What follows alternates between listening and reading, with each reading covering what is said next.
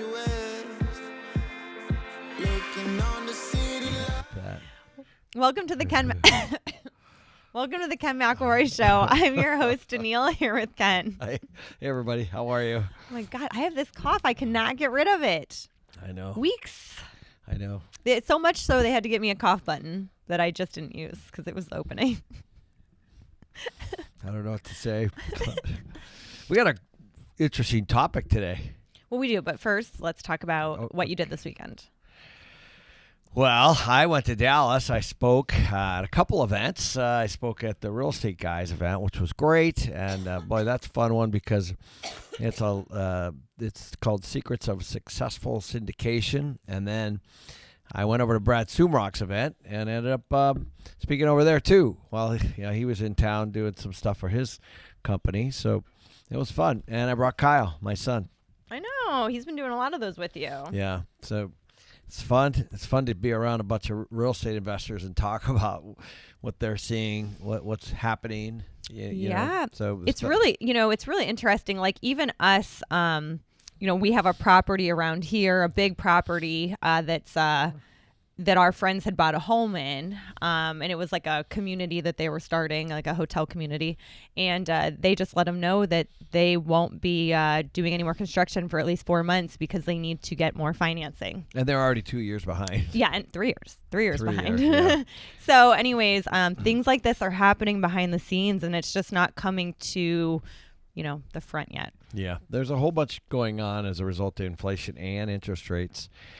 It does affect a lot of things. Yeah, it's very interesting. We don't really know what's going on there, but it was just kind of an interesting conversation to be had with them. Well, a couple big companies, that's for sure. Yeah. Big, well-known companies. Yeah, companies you guys would have heard of. So anyways, so let's get to the Twitter question of the week before we jump into everything. Kenya asked, where are you located, and do you feel like the area is a buyer or seller's market? This will be interesting. So Self-Sufficient said South Georgia, stalemate. Inventory on the market over 90 days, not dropping prices. A lot of overconfidence in sellers, and buyers won't budge. Yeah, and here in Arizona, it's interesting. I just read actually recently that the more expensive luxury homes are really, really slow. Mm-hmm. Well, there's less buyers for those. Yeah, a lot less buyers for those. So, we're in the Scottsdale, Paradise Valley area, and it is pretty significant the drops and the amount of inventory hitting the market right now. But even the rentals that I'm following that would not be luxury, I'm seeing a lot, like kind of like he was saying, like a lot of stalemate. Like they aren't dropping their price, like they'll drop it by like 10 grand or something, but then it doesn't move, and I was actually just looking at a property listed at $599, and then after 4 days they dropped it 20 grand, and I had so it was now $579, and I would talk to my realtor and I said I wouldn't even want to offer on this until around like $525, and because that's where it cash flows. And she said, well, I think that it's going to fly off though. I'm like, well, I mean, they dropped it 20 grand in 4 days. And what that tells me in those 4 days is they had no showings. Right. Yeah. You wouldn't do that after just a few days. So, yeah, I think, as I said, guys, we're at the very end of or very beginning of this. When rates go up, the economists predict that there's anywhere from 12 months to 36 months for those rates to show up in the economy. Mm-hmm. So it's called lag. So obviously if something gets increased, it takes time to work through. And there's a lag effect that I think you have to consider in everything. Yeah, and I think too, these buyers, I agree, and these sellers are on a stalemate, right? Like they don't want to lower their prices. And a lot of them are sitting in low interest rates, so they could hold on to the property, which some will. But unless they want to be a landlord, and not everybody wants to be a landlord, they're going to eventually have to sell. And that's when you're going to start seeing, bigger price drops. Well, sellers are going to finally realize who's really in control. Mm-hmm. It's the market. Right, because they've been in control for so long. Right. So they've been able to, they've been able to do all kinds of crazy stuff when the asset bubble was being created. But now those days are over. So it's a little bit of a reality check for sellers. And I also think too that when the prices start dropping, they'll start panicking and selling. They're holding out right now because there hasn't been much movement. But if they start to see movement, they'll freak out. I think it depends on the situation they're personally in, but I can't disagree with that. This is what people need, and this is what the Fed wants. So the Fed wants affordability. The housing is a big component of the CPI, the Consumer Price Index. So as prices go up and rents go up, which we're going to talk about in a little bit here, that's not good for inflation. Right. And Ash had said 15 out of the 17 cities in Arizona are showing a seller's market still per the Cromford Index. Yeah, I would agree with him. Yeah, it's slowly creeping. He's right. Still, don't forget. Or she. What or she? Sorry. Let's don't forget that what can keep things hot would be population growth. Mm-hmm. Migration to Arizona is still strong. Florida, Texas, and Arizona and North Carolina are among the four that are growing the fastest. I know a lot of places are. A lot of places are losing people too. But those you have to consider that as you start to look at what's happening. In other words, if we didn't have those robust population growth and people actually coming, then there wouldn't be buyers. There would be the same amount of buyers for that exact same scenario. So I think people are oftentimes they move here from, let's say, California, and Arizona's a bargain. Right. Right. Yep. Or Seattle or anywhere else. Yep. And Jerry, can we go to the next one?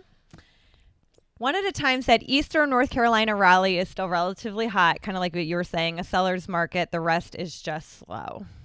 So. Yeah. This is an interesting one, this Twitter question, because I think it's be fun to get a lot of people's perspectives on what's happening. Especially in some of these markets that aren't so public. Because there's a lot of data around the big metros, but not so much around some of these smaller ones. And these small ones can be very different than the big ones. But they can be very profitable, too. Mm-hmm. I was talking to some folks this weekend. We were in a little town outside of Dallas called Grapevine. It was just booming, and so when you think of Dallas, you don't think of Grapevine, but it was a cute little town. I'd been there before, but there's these little towns that are doing really, really well, even though maybe in the city core might not be doing so well. Yep. And let's go to that third one, Jerry. It says Apache Junction, and it's gridlocked. Seller look in the rear view, and buyers are in the present. Yeah, that's exactly right. So Apache Junction is a suburb, quite a ways away from Phoenix, but still, it's Arizona, and he's right. Or she's right. Yeah, it's interesting. When you have these city centers in these up and coming areas, they're kind of usually the first to teeter, right? In a lot of ways. I know that we had that in 2008 with Maricopa and different ones around here. Because, if people can start affording more inward, they sometimes don't go out there unless there's a lot of reason for them to. Yeah, that's actually been kind of the criticism of a big city is, it's not affordable. Mm-hmm. Right. I mean, in the past, it was San Francisco, maybe in New York, let's say. Let's pick on those two for now. Or even downtown Seattle, which is where I'm from. You're better off to live 30 minutes out and drive in every day because it's so much more expensive to live in the city. So, I think that a little bit that's contracting right now. Yeah, absolutely. So before we jump into the topic today, I want to hit on a few things. One, please hit that like button. We love that. It's free. It helps us out, helps us to get our message out. And secondly, is we have a happy hour tonight. Joseph Wang is on. You do have to be an Inner Circle member for this. He used to work for the Fed. I've heard him speak. He's incredible. Great. You can ask him questions. To sign up to be an Inner Circle member, just go to kensinnercircle.com. It's $30 a month. Or if you're already a member, then just make sure you tune in. It's at 5 o'clock Arizona time. Yeah. Hey, you guys are going to love this guy. I'm telling you, he is so smart. And also the Fed desk, as some of you might not know or may know, the Fed desk is where all the big banks report to. So he had insiders information around the Fed and how it worked for a long time. He wrote a book called Central Banking 101. So it's going to be a fun interview tonight. Yeah, absolutely. All right. So today's topic is to rent or to buy. What makes more sense right now? And I think this is an interesting one because I feel like, we're always telling you to stop, being a renter. And we really believe that, you should want to own something because it helps you against inflation and locking rates in and everything else. But, right now with interest rates rising so much, it's very expensive to buy something right now. Yeah, I think you also got to start with wages. So, this report, because there's a bunch of reports coming out right now. It's funny, by the way. I love this report. It's ATTOM, Atom, I think it is. They produce this report. There's also a bunch of other reports out there that are similar, but they did over like 222 counties, I think it was, in the United States, and they started to take a look at the price of rent and the price of homes. Now, this was mostly geared toward renting a 3-bedroom home or buying a 3-bedroom home. And what I found, what was interesting is, while I do want to talk about rents and mortgages, but the one thing that is clear is wages are not even close to keeping up with either one. And that's probably the biggest issue, is as people's incomes are not keeping up with the growth. It's not it's about 50-50 in the United States right now on whether it's better to rent or better to buy. And how that's calculated is, I think the average price of a home last I looked was $415,000. That's down, not a lot, but it's down. But the average rate is around 6%, is I think what I was seeing. So it's really quite simple. Yeah, I mean, I think that when right now, you could pay more to buy a home than it would be to rent it, basically. Yeah, there were two things that hit me in that article. The first one is that home prices are rising faster than wages in more than 90% of the nation. Wow. So let me say that again. Home prices are rising faster than wages in more than 90% of the nation. So that's one thing to think about. And that should not be too surprising. Mm-hmm. The second one is rents are growing faster than wages in almost 3/4 of all the markets they surveyed. So again, back to wages, but what's happening is this is exactly what I had said earlier when I did that Renter Nation video. This is pushing people in some markets into rentals. Mm-hmm. And in some cases, rents are rising faster, and it's pushing it's pushing people back over to the single family side. Was what the article said. Right, because rents are rising too. Like, we had people on YouTube ask now that rents are decreasing, and rents aren't really. They're not increasing the rates that they were over the last few years, but we're not seeing a decline in rents. Yeah, let me just first address that, because I think it's really easy to calculate the single family mortgage, right? So $415,000 at 6%, that's pretty simple. You can type that in any calculator on the internet and find that out. Now, that's the average, so some markets are obviously higher, some are lower. But with respect to rent, I want to just remind everybody that historically, rents have been trending at 1 or 2 or 3% a year. That's it. So rents have, I guess, said another way, the rent growth over the long period has just kind of been around what inflation's been. Now, my whole career was built on underwriting rents at 1 or 2 or 3% rent growth. Just in the last, several years have we seen this crazy rent growth. And that is for lots of different reasons, which we're not going to go down today. But what's important to understand is rents are not going negative. So all that's happening is instead of them rising at 5, 6, 7, 8, 9, even 10% in some respective markets, they're just being flat or maybe just rising 1 or 2 or 3%.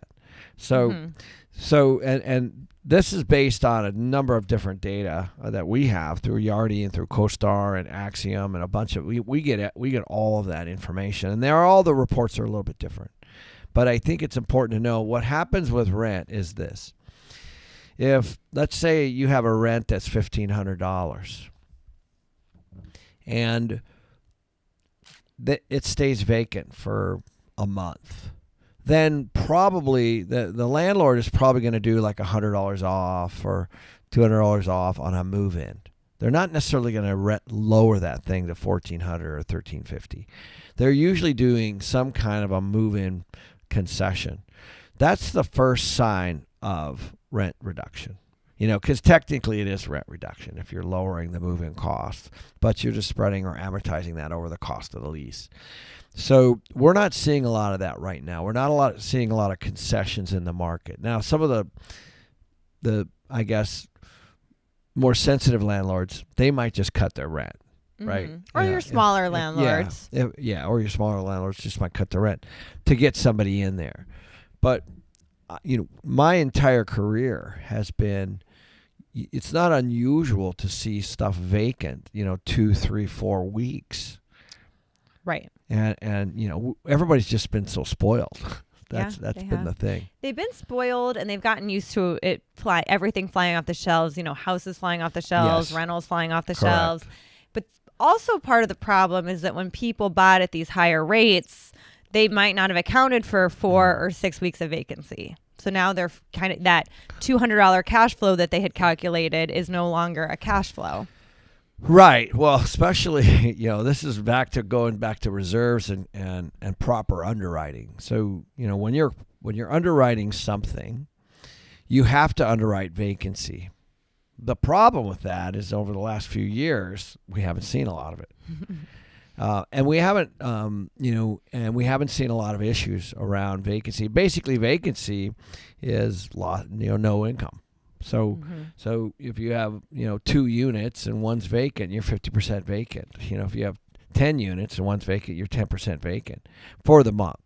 Now, that affects cash flow, especially depending on how tight you are.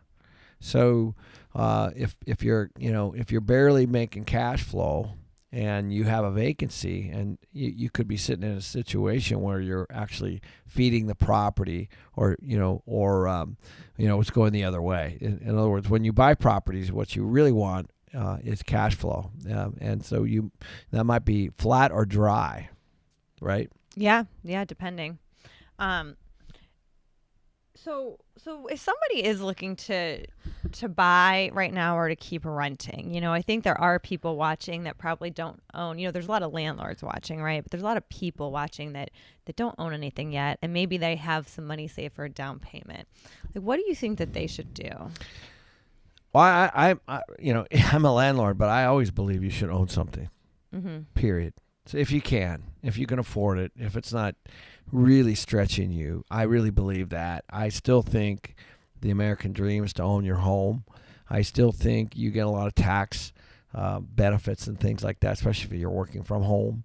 There's things that you can do, and you build equity. If you're paying down your mortgage, then you're paying down your loan, and you're building equity that way. It's like a forced savings account almost. But if you can't, there's mobility and there's all kinds of things.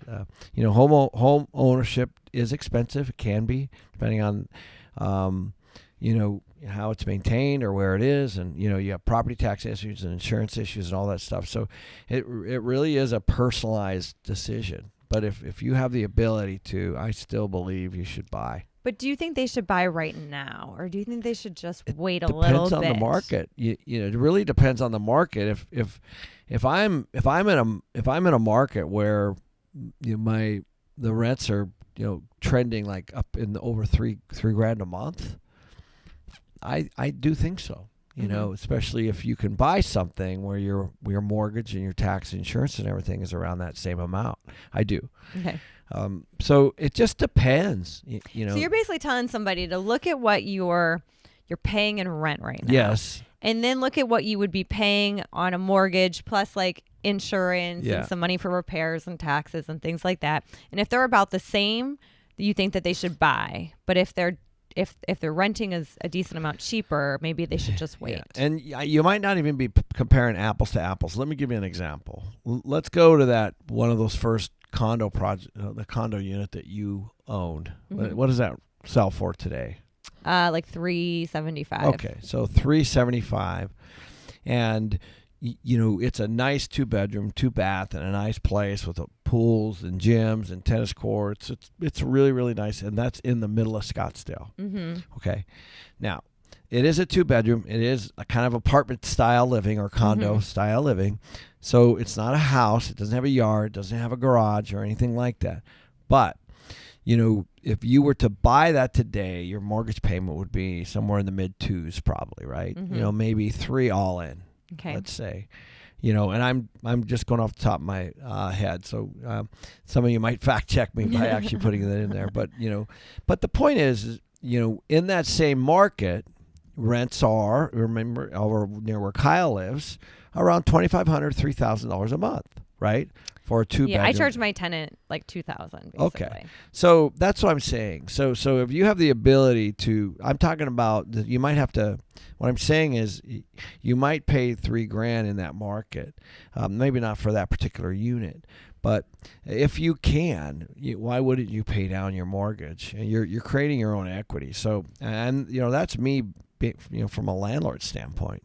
Right. So that's, you know, if you're renting in a market where homes are $1 million and you're paying $3,000, you're in really good shape.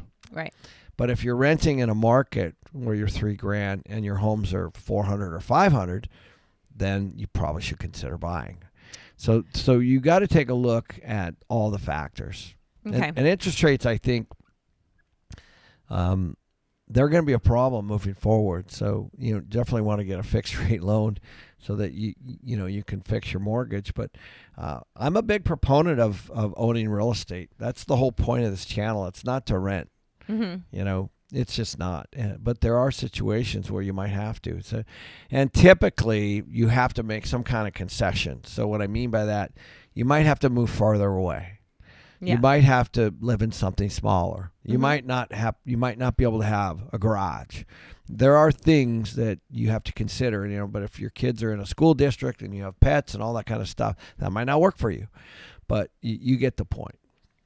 Right, exactly. And Michael brought up a good point on YouTube. He said, make sure you can stay long enough to weather short-term market fluctuations. So I do think that that's a good point is, you know, if you're somebody that's like, well, I might live here for like 2 more years or, you know, it's probably not best to buy. Buying is like a long-term commitment unless you're going to rent it later and keep it and everything else. So. Which is exactly what you should do. Which is what you should do. Buy Yeah, but not something. everybody wants to do that. But yes. Because then you don't have your money. I think a lot of people get caught up in that down payment and, you know, needing that for the next one.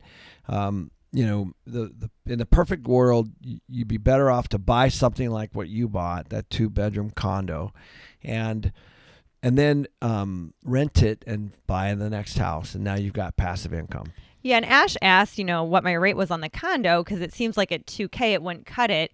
But, you know, I bought that condo for $160 back in 2015, I think, or 2016. Yeah. And so that's why it does cut it. Yeah, that's why. And that actually gives you a lot of flexibility. And, you know, if inflation keeps going, I think that whatever you're paying today potentially might seem like a bargain later, right? Yeah, I mean, if you're going to hold it, yes. And you could always, you know, refinance into lower rates if and when rates are lower. But I think it's important that, you know, you can, whatever you buy, you can afford the payment because, you know, I think some people put themselves really tight and they don't think of things like repairs or taxes or insurance or, you know, things like that. And they make themselves too tight because they want the biggest and best thing they can afford, or you just really need to make sure you're wise around what you buy. I think people focus on, and you should, they focus on what's the house going to be worth in a year or two. Mm-hmm. What I focus on is a little different. I focus on how fast can I pay down my loan, and or how fast can a renter pay down my loan. So in other words, I'm going to pay something. It's either going to be in the form of rent to something I don't own, or in the form of a mortgage against something that I do own. So that's how I see it. And I understand that house prices can go up and down, but I'm a big believer that you know, if you can buy something and using other people's money, or OPM, which is in the form of debt, and you can afford it, then you should, given the right circumstance. But of course, like I'll give you a great example. We go to Manhattan Beach in the summer. Well, a nice home on the beach or near the beach is, let's say, $6 to $12 million, right? We can rent for less than their property taxes. Yeah. Now think about what I just said. So in other words, because property taxes are, what were they, 1.2% of the purchase price. So, on a $10 million home, you're looking at $120,000 a year, or call it. Think about that. Think about it. That's $10,000 a month for for rent. So you got to take a look at that. And by the way, that's just property tax. That's not utilities. That's not maintenance. That's not their mortgage. Nothing. So there are markets where it just makes more sense to be a little stealth-like and go in and rent for a month. And that's why, and we've been there for 3 years, and we've decided not to buy there because, the cost to buy, the cost to own is significantly higher than being able to rent. And that's my point. But if you're going to buy, remember, I always tell people, you taught me this, is you can't be emotional about the buy, right? Like you can't look at a house and be like, oh, the picture's going to go here and we're going to do family dinner here. And, because you don't want to overpay. Correct. And in this market, I would not be afraid, no matter what your realtor says, to offer a discounted offer. Oh, for sure. I think that you should offer a discount, knowing that you may not get it, knowing that they may get a secondary bid that's more than yours and you may lose out. But I think there is a lot of opportunity right now people aren't taking advantage of to get money off. Well, so let's just take a look at the scenario when you look at your, let's say, Zillow listings. If you see a house with the pictures and it's fully vacant, there's some stress on the seller. Mm-hmm. Okay? If you see a house that's got furniture in it, it's being used as an Airbnb, there's probably stress on the seller. Mm-hmm. If you see a house that's under construction and they're saying available in April or May of 2023, there's some stress on the contractor or the spec home buyer or spec home developer or whatever. So you have a lot of different considerations to think about. And to your point, I saw a big home this weekend. It was like $7 or $8 million, and it was fully vacant. And it was a little dated. It was 10, 15 years dated, let's say. And I'm like, that would be a good one to just do a super deep discount because somebody's moved out of that house and it's sitting there completely vacant. And, that scenario is a lot that puts the seller in a lot more of a precarious position than somebody that's actually living in a house and looking to sell before they buy the next one. So there's different kinds of seller stress. Yeah, I mean, there definitely is. And I always like to have our realtor pry, with the other realtor, like, why are they selling? Is it because they're going through divorce? Did they get relocated? Did they already buy another home? Because all those are things that, people can only do 2 mortgage payments for so long, unless they're going to stick a tenant in there. But most people aren't, most people aren't the people that listen to this channel, right? So they're going to eventually And I'm not afraid to wait. Like I've told you guys about my $699 house that went all the way to $599, and I wanted it for like maybe $550, and then he pulled it off the market and he stuck his daughter in there to rent. I know he's going to put that house back up. Like, Yeah, I know he for is. sure. Like, I'm waiting because, you only are going to have your daughter running in there for so long. He's looking at it like this is something I'm going to need to do for 6 months or a year. I don't think that prices are going to be going up in that time. So he might be in a worse predicament then, and so just don't be afraid to bargain and don't be afraid to walk away. You should be getting some kind of deal in this market. Massive deal. I was looking at one house that was under construction. It has a completion date of April, which is next month. It had a $1 million price cut. Mm-hmm. And, so what's happening with that property? A couple things. One, a new buyer is faced with a higher interest rate to be able to buy it. So, what when they started that property, rates were half. That's significant. In addition to that, the contractor for sure has some kind of line of credit or construction loan, let's say, or the buyer that's variable, and these are spec homes, by the way, so they're not like I hired a contractor to build it. It's not that. These are homes that somebody bought the land, building something, got it all approved, pulled a loan out, and is trying to sell it for more than all of that. And those are ones to watch because there's a gun to their head. Their construction loan's going to end. And they're going to have to drop that. What they're doing is they're cutting into their profit right now to get out from under that construction loan. So there's a lot of this happening right now. Again, this is a lag issue. So you guys have to be watching that. When you don't want to miss the boat, like my dad's friend listed his house in Ohio, and they knew they listed it higher than the realtor said that it was worth because they really wanted to sell it for that. And it sat for like 3 weeks. They had no offers. They hardly had any showings. And he was about to drop it. And then these two teachers came in, gave him full asking, waived the inspection, like the whole nine, right? Because they were uninformed what kind of market we were in. Like they went in with the kind of offer you had to make a year ago to get a house, and they didn't have to do any of that. And they actually could have got a discount. He was prepared to sell it for less. Good point. And so they're uninformed, and their realtor's not going to tell them because the realtor just wants the commission, right? And the realtor maybe doesn't know, right? So, you go in all eager like that, you're probably going to get what you want, but you're going to overpay. You're going to waive the inspection. You're going to have problems. And he was happy they waived the inspection because there's issues with the house. You know what I mean? And so you just have to, you don't want to miss the boat on that. By the way, this is a lesson for making sure that you're working with really good realtors. There are very good realtors out there that represent us that would have told us, hey, it's been on the market this long. You don't want to offer full price. I would offer lower.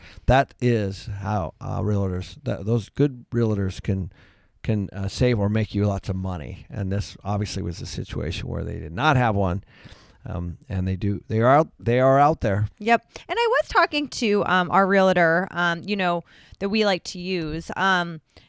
Interest rates the last couple of weeks have dropped a little bit, and because I don't even know why, but they're dropping a little bit. It's too complicated for me. But so a lot of people are jumping at this, but then as soon as they start to stabilize or creep back up, it seems to slow down. So it seems like some people that are on the edge of their seat waiting to buy, as these dip like a quarter point or something, they are jumping on the opportunity. Well, there's a new wrinkle in all of this, and that has to do with these bank issues. This bank, Silicon Valley Bank and Silvergate Bank, and what's happening is we're starting to see tighter regulations, tighter underwriting.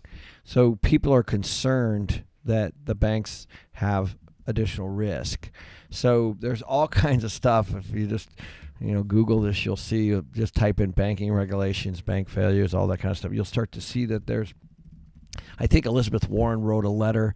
I can't remember who. I want to say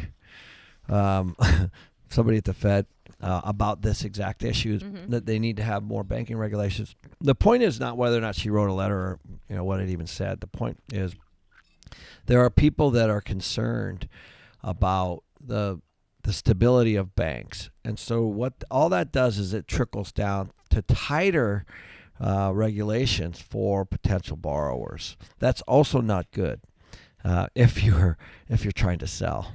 Well, and that's kind of what happened in '08, right? It's like mortgage rates went down, but nobody could get a loan was the issue. So that there is a potential we could see that, if banks start being super tight on their lending, it will really, really slow down the housing market. And then rates might go down in that situation, but then nobody can get a loan. Well, there's a bunch of articles that even suggest that might be why Jerome Powell only and the committee only raised rates by 1/4 point, is because all the stuff that had happened with these banks just before that. He's like, well, because part of the CPI again is housing. So if the banks are already tightening their requirements for a borrow and the cost of borrowing's more, because it is, then they're kind of doing that part of the job for him already, because the Fed is trying to slow things down. Right. And if the banks become more picky on lending, that will help things the down. Fed Yeah. as well. Right. So that was one of the articles I read, which makes complete sense. So we'll see. Yeah. Well, we're going to hop into our Inner Circle questions. To become an Inner Circle member, please go to kensinnercircle.com and make sure to sign up. We answer all of your questions. So this is interesting, this first question here. It's from Nancy. She said, the bank is telling me I can do an ARM, so an adjustable rate mortgage, instead of a traditional mortgage at 4% versus the 6% for traditional. I was worried, but they said after 5 years, I can refinance the rate. And at that point, rates will most likely be lower than now. Thoughts? Well, that last part is funny. I used to be a banker. We used to say things like that. If you could tell me what rates are going to be, in a couple of years, I'd be grateful. But a couple things. This just has to depend on what that 4% means. So, I had my cough button on. Okay. The 4% is, there needs to be some kind of cap there for you. You need to take a look at that language. You need to take a look at how high can that 4% go.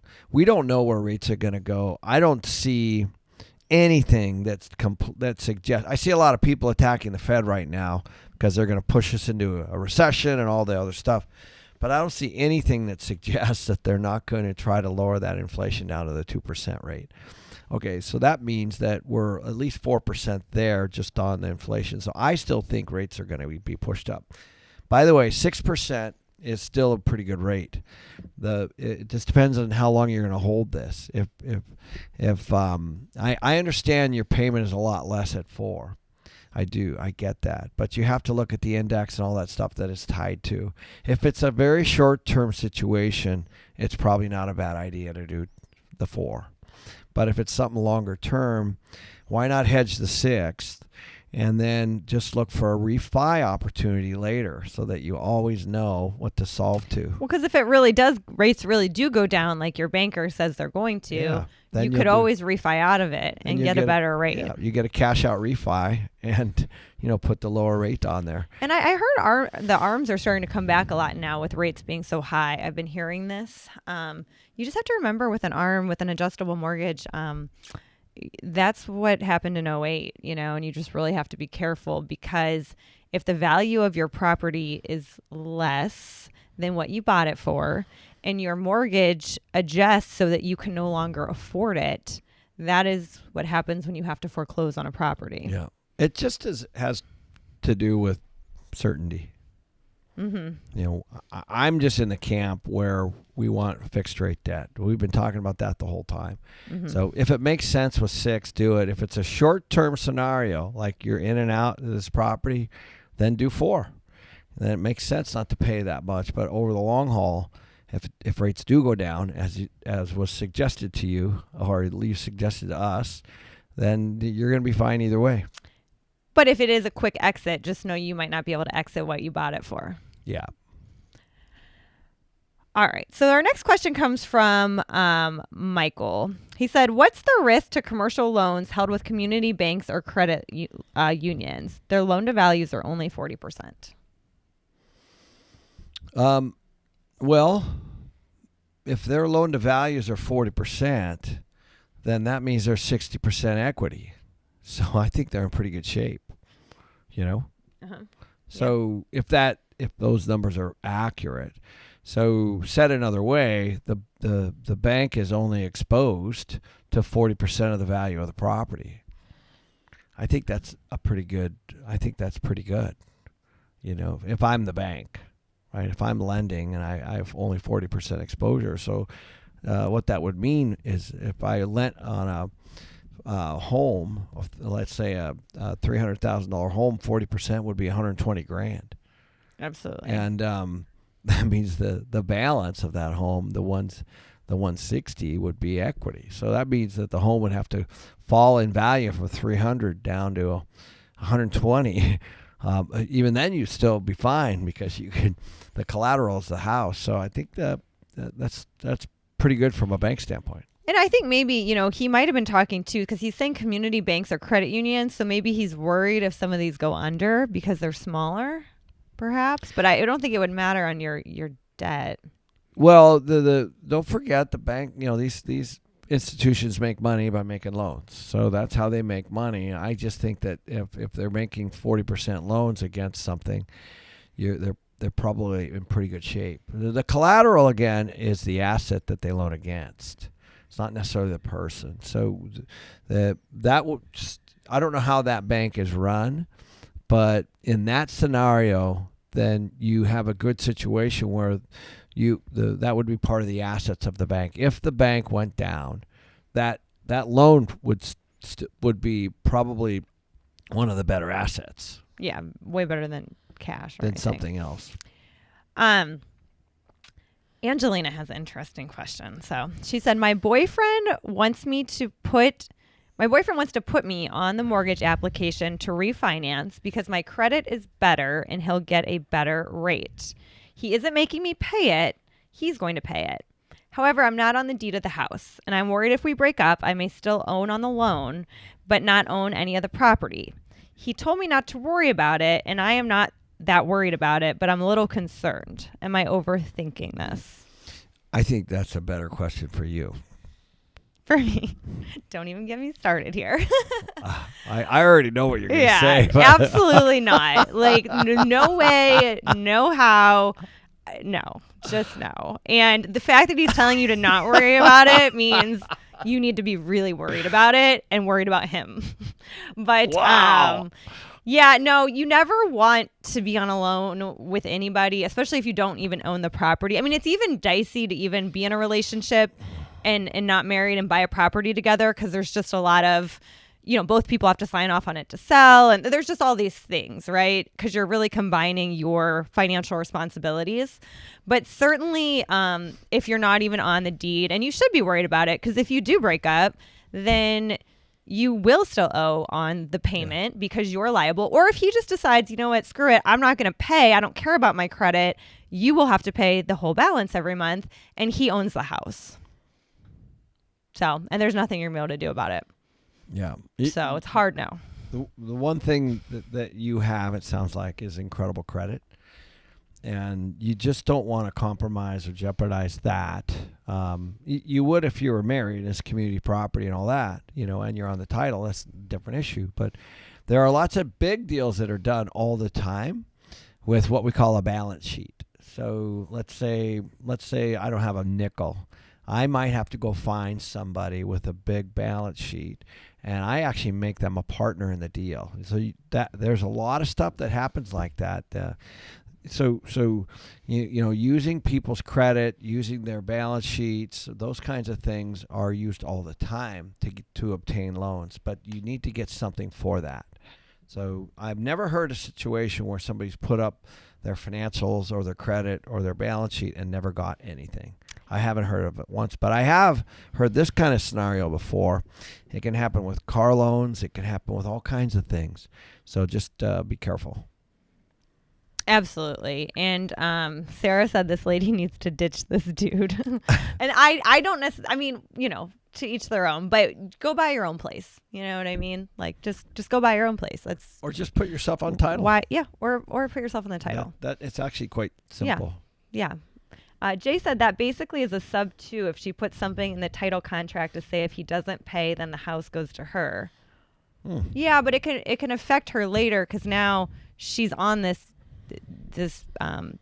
mortgage or whatever. So if she wants to go buy something, it's going to calculate her monthly payment into that, I think. I don't know. Keep your good credit. Use it for yourself. Carlos said, my father said, don't ever mix emotions with your money. Ooh, You're looking for trouble. I like that. Yeah, that's a good I like one. that, Carlos.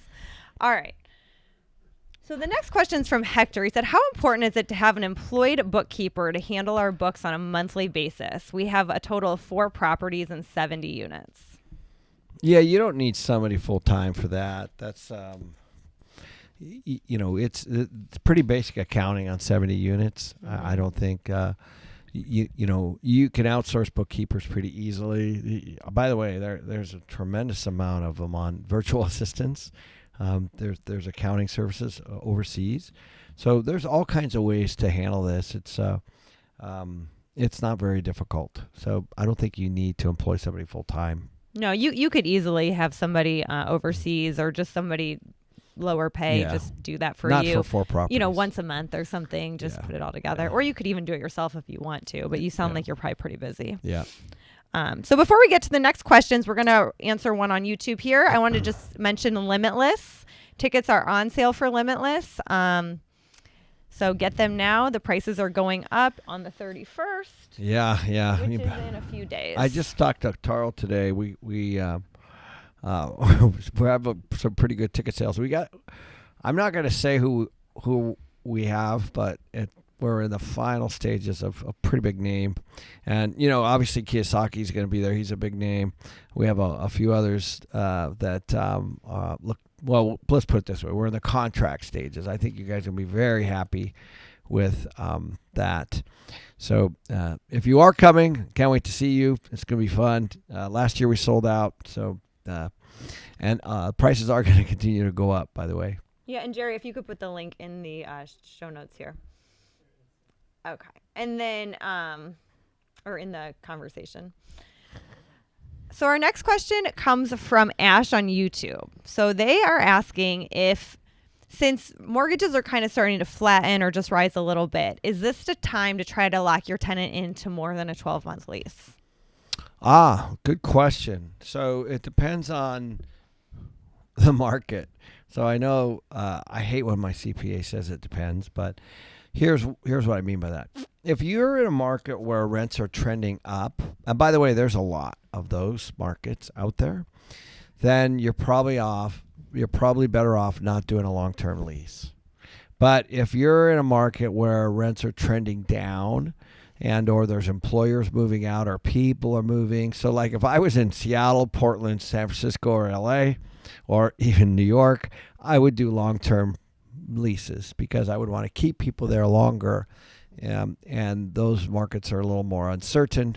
But if you're going into a market where rents are really, really going up, and there are those, then you probably want to do short-term.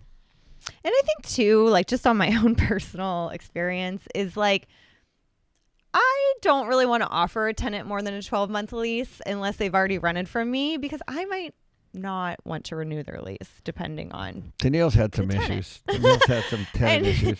And so it just like, depends on the tenant. Like sometimes you're counting down until their lease is over. What was Carlos's statement again? Something about emotions. It's hard for me sometimes. Yeah. Okay? So in all honesty, the lease contract is a two-way contract, and there are tenants that are difficult. There are landlords that are difficult, so it can be both ways. But you might want to think about, in a strong market where you have a difficult tenant, you might want to look for a better one. Yeah, And you might, just like the tenant has the same better, choice. It's just a better fit. The tenant has it's like the a same relationship. choice. It's just a better fit sometimes. Yeah, it could be. So Joseph from the Inner Circle wants to know, with the Fed keeping strong with their 2% inflation, what do you think some of these new investors who bought within the last 5 years or so are going to be faced with some of this mature floating debt coming around? Well, it's already starting, and I think that they're in potential trouble. So, so what that means, guys, is that if you're, first of all, if you were cash flowing at 3%, let's say your mortgage, and your mortgage is maturing, or means it's up, then you are now faced with maybe a 6% loan on the exact same property. So that extra 3% can be a massive difference in cash flow. So that's really what we're talking about here, is what happens when these mortgage payments mature, and what happens when you have to go back to the bank. So what would have to happen is you go back to the bank, they would do an appraisal, and if, depending on the bank or depending on the institution, they're going to take a look at you, and they're going to take a look at the tenant if you have one. They're going to take a look at the value, and they may or may not even have that high loan to value like we were talking about earlier. So maybe it was 70% at one time. It might be 50. It might be in the 40s, like that last question we had. So all of that needs to be considered, and then at that point, that seller, or I'm sorry, that owner is going to have to be in a situation where they might not be able to refinance. Mm-hmm. That's actually the real issue. So if they can't refinance, they're going to have to sell. And if, in some cases, if they're forced to sell, they might have to write a check. And so those are all what I would consider part of lag. Right. So all that's working itself out right now, but it's a very, very good, astute point. Yeah, absolutely. Johnny from YouTube asked, do you ever do interest-only loans? I'm looking to try to move to Miami, and cash flow seems to be non-existent. Absolutely. Yeah, if you can do interest-only, do it. If you can you explain what that is? Because It really is easy, actually. So typically there's what's called a fully amortized loan, where you're paying principal and interest. So you're paying interest on the loan, but it's fully amortized, means that you're also paying down part of the principal. Okay, then there's interest-only loan. It's literally just interest only. So think of it as a 10% interest rate on $10,000 is $1,000. That's interest only. So that's the interest only. A fully amortized might be $1,000 plus a little bit of the principal, maybe another $500. So you'd be paying $1,500 instead of $1,000, as an example. So if it's a long-term hold and you have an interest-only option, now the downside of that is that you're not paying down any principal at all, so you're not paying down the loan. But if it cash flows a lot more, it might be something to take a look at. We've done a fair amount of these interest-only options for a while. So what it is, you might get a 3-year, 5-year, 7-year interest-only option, and then it kicks into fully amortized at some point. So why would we do that? We would do that to jack up the cash flow, just like we're talking about here, and it would juice the returns, which is also good, and especially if we had some kind of a value add or some kind of rent lift over time, where the rent lift was actually going to cover the principal payment at later time in the loan. So, but that's a little different with the value add, because you are getting that lift. Because what I'm afraid about for Jay is that you buy it and you do the interest only, but then when the principal comes due, you can't afford that. Well, that's for sure. You got to make sure that you can. And when I say value add, I'm talking about rent growth. Right, but adding value to grow the rent. Potentially, or not. Yeah. Maybe sometimes you can buy something that's just undermanaged, and it's something that you can do out of cash flow, and or it's something you can do without it. But when I'm saying value add, I meant let's say the rents are $2,000, and they're $500 under market, and you can slowly increase those, and per month, and so that would be another $6,000 a year in cash flow. That could potentially cover it up to that point, but in the short term, you're getting interest only. So, I'm not averse to that strategy at all, as long as it's fixed. But you seem to have a little bit more of a strategy around it, because it's not like you're just going to go do it because you can't cash flow at the regular price and add no value and just assume it's going to go up. Yeah, if you can't cash flow at the regular, then that means that you're probably a little tight already. So you might want to take a look at that. So it's a good point. But I'm not if you can do an interest only component for a while, then that can be just fine. Mm-hmm. Right. We had another question on here. It was Ben wanted to know, can you talk about mortgage interest and ways you can cut them off and pay the mortgages faster? And I thought that was an interesting question because I don't think that you really try to pay down your mortgages faster in most situations. Well, you do. I do, but that I've actually so I did, right? But I've kind of changed my tune a little bit. When I first started buying rentals, I'd almost want to buy them basically in cash, so I wouldn't have really the risk. But the last 2 that I bought, I've put debt on because the debt was so cheap. And so I have no rush to pay off because the debt's so cheap. I'll just let those run for 30 years. Yeah, the reality is you could pay down principal. The bank's not going to be upset if you pay down the loan.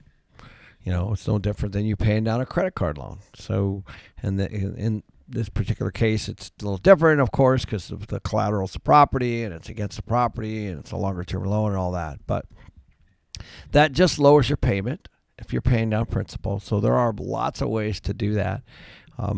And the only thing that I can see as a potential problem would be if there's some kind of a prepayment penalty or yield maintenance, it's called. That's a different kind, but you could have a prepayment penalty for paying that loan. So why would that happen? That would happen because you get a loan and it's immediately sold off. Let's say I get a loan for $1 million and it's sold to Danille, and she's actually the recipient of that. So there could be a prepayment penalty because I've guaranteed her a certain amount of interest on that loan. So, but that's probably not the case on a single family if that's what this is. But I have no problem paying. If some people just don't want debt. Yeah, and there's nothing wrong with that. And Ben followed up a little bit. He said, isn't there something called principal only? And yes, from working at the bank, you make your regular payment, and that goes towards interest and then principal. Yep. And then if you're going to make any additional payments at the bank, you do want to make sure that the banker is checking principal only so that money is going straight to the principal and not paying further down on your interest. Yeah, that's a good clarification. So thanks for adding that. Yep. Yeah, and that is important to know if you're going to be making more than one payment a month. When you do make that payment, make sure it does go to principal only. Yeah, because, yes, exactly. So that's going to wrap it for this week. We will see you all next week. Ken is getting no surgery tomorrow, so he will probably have a couple black eyes for you. Yeah, that'll be awesome. So he can breathe again. Be like the old days. It won't be from her. Well, so you can breathe because you have issues breathing. I do. Yeah. From your wrestling, breaking your nose and wrestling so much. Yeah, I know. So anyways, Ken's getting a nose job is what I keep like to tell people. So, all right, we'll see you guys next week. We'll see you guys. Make sure to hit the like button. Cheers.